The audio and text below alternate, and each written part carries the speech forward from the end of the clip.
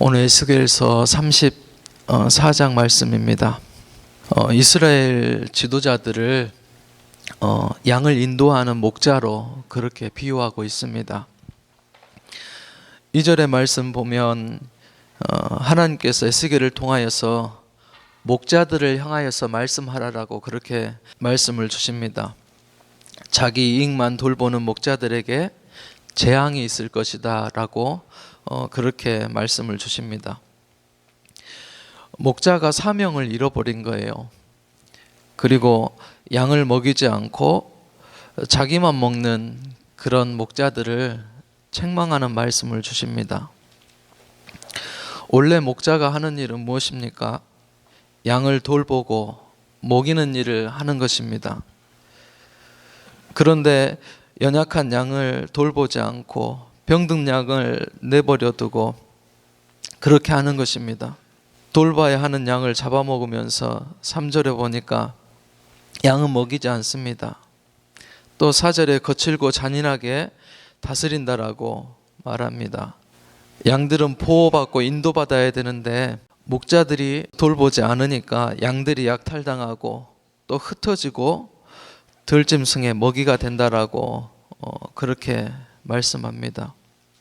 나는 누구를 돌보도록 되어 있습니까? 또 나는 나 자신만 돌보고 있지 않는지 말씀을 통해서 내 사역을 어떻게 평가하시는지 한번 돌아보았으면 좋겠습니다. 어려운 말씀은 아닌데 되게 찔리는 말씀이에요. 그래서 말씀을 준비하는데 되게 어려웠어요. 자질이 부족한 건지 기도가 부족한 것인지. 선한 목자는 양들을 위해서 목숨을 버린다는데 우리 주님은 그렇게 하셨잖아요. 삭을 받는 목자는 이리 때가 오면 도망간대요. 선한 목자냐 삭을 받는 목자냐를 놓고 가부를 묻는다면 저는 삭을 받는 목자 같아요. 그래서 말씀을 준비하는데 많이 찔렸어요. 더 기도해야 되고 더 양들을 돌보아야 되고 꼴을 먹이기 위해서 말씀을 더 깊이 보고 해야 되는데 그런 부분이 많이 부족하다라는 생각이 들었어요. 10절에 보니까 하나님께서 거짓 목자들에게 직접 책임을 묻겠다라고 말씀하십니다. 양들을 맡겨 놓으면 잘 인도하고 꼴을 먹이고 또 그 사명을 잘 감당할 줄 알고 맡겼는데 그렇게 하지 못한 거예요. 그래서 하나님께서 더 이상 양을 맡기지 않고 찾아가겠다. 내가 구해내서 더 이상 먹이가 되지 않게 하겠다라고 그렇게 말씀합니다. 우리들도 어느 곳에서는 목자일 것이고 교사일 것이고 사역자들이고 리더들일 것입니다. 가정의 지도자가 될 수도 있고 회사나 일터에서 사람을 이끄는 그런 지도자일 수도 있습니다. 소양이나 자질이 부족하면 힘들게 할 수도 있어요. 대통령도 그렇고 가장도 그렇고 목자를 위한 기도가 많이 필요할 것 같습니다. 하나님께서 능력을 주시고 게으르지 않도록 부지런함을 주시고 더 부단히 깨어서 사명을 감당할 수 있도록 리더들을 위해서도 또 목자들을 위해서도 기도하는 그런 우리의 모습이 필요할 것 같습니다. 11절의 말씀 보니까 내가 내 양을 찾아내어 돌보겠다라고 하나님께서 말씀하십니다. 목자들에게 양을 맡겼는데 그 양을 잘 돌보지 않는 거예요. 그래서 목자들을 책망하시면서 이제 내가 직접 양을 찾아서 돌보겠다라고 그렇게 말씀하십니다. 하나님은 한 영혼 한 영혼을 정말 귀하게 여기십니다. 그냥 잃어버렸다고 내버려 두는 것이 아니라 끝까지 돌아보고 되찾아오십니다. 우리들 주변도 한번 돌아보십시오. 어려움 당한 이웃은 없는지, 또 정말 잃은 양을 내가 찾아다니는 마음이 있는지, 나는 찾으러 다니는지. 누가복음 15장에 보면 예수님께서 잃어버린 양을 찾는 목자 얘기를 하세요. 양 100마리를 가진 목자가 있는데 한 마리를 잃어버렸어요. 근데 양 99마리를 놔두고 그 한 마리 양을 찾으러 가는 그런 얘기를 하세요. 그런데 그 한 마리 양이 특별히 크게 생기고 잘생기고 살찌워져 있고 말을 잘 듣는 양이 아니에요. 성화에 보면 그러잖아요. 예수님께서 어린 양을 가슴에 품고 나와요. 주님은 약한 어린 양을 더 관심을 보고 가지고 돌보신다는 거예요. 그리고 13절 14절에 보니까 내가 좋은 꼴을 찾아서 먹이겠다라고 말씀합니다. 교인들을 돌아보면 다 갖춘 것 같은 사람이 많이 있어요. 저 정도 가졌으면 뭐가 더 필요할까 그런 생각이 들 때도 있어요. 그런데 다 이러한 것들을 가져도 어때요? 하나님의 말씀이 없으면 그 안에 그 심령은 평안하지 못하다는 거예요. 양식이 없는 거예요. 하나님은 좋은 꼴을 찾아서 먹이시기를 원하십니다. 영의 양식을 말씀하시는 거죠. 우리 육신도 어때요? 한 끼만 안 먹어도 뱃속에서 꼬르륵거리고 기운이 빠져요. 의욕이 상실돼요. 눈이 흐려져요. 우리 영적 생활도 마찬가지라는 거예요. 우리가 말씀을 곱씹어 먹지 않으면 눈에 보이는 살은 빠지지 않지만 마음은, 심령은 피폐해진다는 것입니다. 우리가 말씀의 꼴을 먹어야지 우리는 믿음에 승리할 수가 있습니다. 참 목자는 어떻습니까? 어떻게 하면 우리 양들에게 좋은 꼴을 먹일 수 있을까? 목초지를 찾으러 다녀요. 그 생각만 하죠. 다음에는 어디로 가야지, 어디가 좋은 꼴이 있지, 그런 것들을 찾으러 다닙니다. 우리도 우리에게 맡겨진 그 양들에게 좋은 꼴을 먹이기 위해서 기도하고 더 깊이 살펴보고 돌아보면 좋겠습니다. 15절에서 16절 보니까 양이 그냥 꼴만 먹는 게 아니에요. 가만히 들여다보면 아프기도 하고 사고도 당하기도 하고 갈등도 겪어요.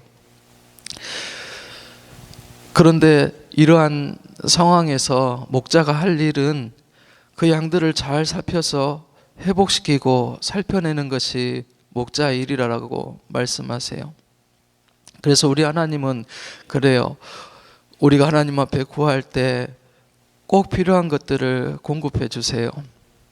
하나님께서 친히 우리 목자가 되시어서 우리의 부족한 부분들을 채워주시고 공급해 주신다는 그런 말씀입니다. 연약함이 있을 때, 부족함이 있을 때 하나님 앞에 간구하고 아뢰는 우리가 되었으면 좋겠습니다. 여기까지의 말씀은 목자들에 대한 그런 책망의 말씀, 또 그들의 사명이 무엇인지 말씀하는 것입니다. 그리고 지금 17절 이하의 말씀은 양들에 대한 그런 말씀을 주십니다. 양떼를 꾸짖는 말씀을 하세요. 17절에 못된 양들에 대한 책망을 하세요.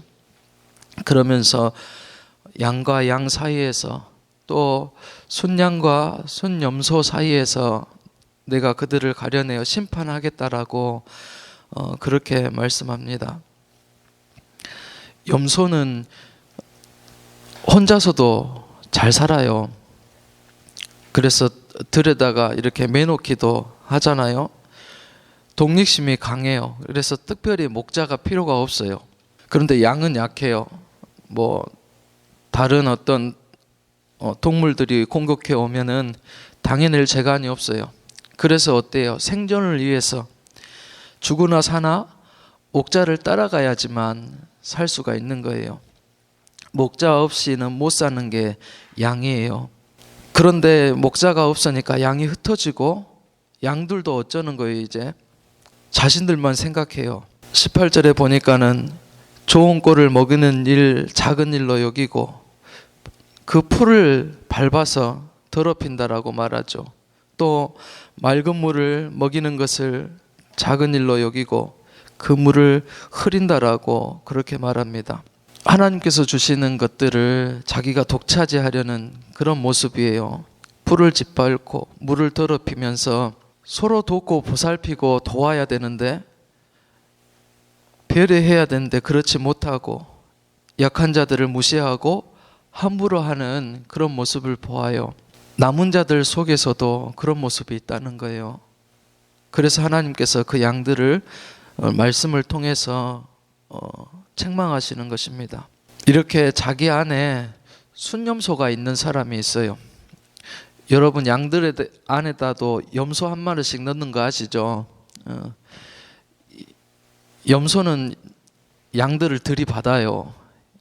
양들이 서로 붙어 있으면 안 되니까 염소 한 마리를 넣어서 움직이기도 하고 또 그 안에서 흩트리기도 하고 더 자기 몸을 돌보도록 염소를 한 마리씩 넣어요. 자극을 주려고. 그런데 여기에서 염소는 정말 괴롭히는 염소를 말해요. 못 살게 하고 또 풀을 밟아서 더럽히고 물을 막 밟아서 흐려내는 그런 염소를 말해요. 근데 그런 염소가 우리 마음속에서도 한 마리씩 있다는 거예요. 그 염소를 잡아 묶어야 돼요. 주님은 항상 우리에게 좋은 꼴을 먹이기를 원하십니다. 좋은 물을 먹이시기를 원하십니다. 20절에서 22절 보면 자기 양들을 보호하세요. 또 연약함을 돌보십니다. 23절에 보니까 한 목자를 세워서 그들을 기르고 돌보게 할 것이다 라고 말씀합니다. 다윗을 말하는데 다윗 왕은 한참 앞에 400년 전에 이미 이 땅에 없는 분이죠. 한참 후대의 이야기니까는요, 지금은. 그런데 예수 그리스도를 상징하는 거예요. 선한 목자를 세워서 양들을 돌보신다는 말씀이죠. 우리들도, 저도 생각해 봤어요. 처음에 목자에 대해서 책망하는 말씀을 듣고 생명을 다해서 그렇게 돌보지 못하는데, 사명 감당하지 못하는데, 이런 마음이 들었는데, 또 한켠에 주시는 은혜는 제가 다 살릴 수 없다는 생각이 들어요. 하나님 앞에 데려가야지. 예수님도 다리 역할을 했고 중보자 역할을 했던 것처럼 우리들도 하나님 앞에 세우고 데려가고 또 그렇게 믿음으로 설 수 있도록 기도하는 것이 중요한 것 같아요. 나 혼자 다 살려내려고 뛰는 것이 아니라 목자들을 세우든지 기도의 동역자들을 세워서 함께 돌보는 것이 또한 중요할 것 같습니다. 선한 목자 대신 주님과 함께 할 때 은혜롭고 또 평화로운 그런 목장이 됩니다. 예수님께서 생명으로 인도하시기 때문에 그렇습니다. 25절에서 마지막 말씀까지는 하나님께서 선택한 양떼에게 주시는 그런 축복의 말씀이죠. 화평의 언약을 세우겠다, 그렇게 약속하십니다. 복된 장마비를 주신다라고 말씀하시고 많은 열매를 맺게 하시겠다라고 말씀하시고 기름진 땅을 준비하시고 더 이상 기근의 희생자가 되지 않게 하고 멸시를 당하지 않게 하겠다라고 말씀합니다. 그리고 30절에 내 백성임을 알게 하시겠다라고 그렇게 말씀을 주십니다. 우리가 정말 안식을 누릴 곳, 평안을 누릴 곳은 하나님께서 인도하시는 그런 초장입니다. 나는 지금 어디서 평안을 누리고 있는지, 또 내가 평안하다가도 그 평안이 깨지고 또 마음이 불안하고 하는 그 이유가 어디에가 있는지 한번 돌아보았으면 좋겠어요. 하나님의 인도 가운데 내가 정말 들어가 있으면서 평안을 누리고 있는 것인지, 주님이 주시는 그런 풍성한 삶을 누리고 있는 것인지, 아니면 세상 속에서 세상의 일들에 쫓기고 또 분주해야 하면서 내가 평안을 잃어버리고 살아가지 않는 것인지 한번 돌아보고 말씀의 꼴을 먹고 또 하나님이 성령님께서 인도하시는 대로 그렇게 따라가시는 우리의 삶이 되었으면 좋겠습니다. 기도하시겠습니다.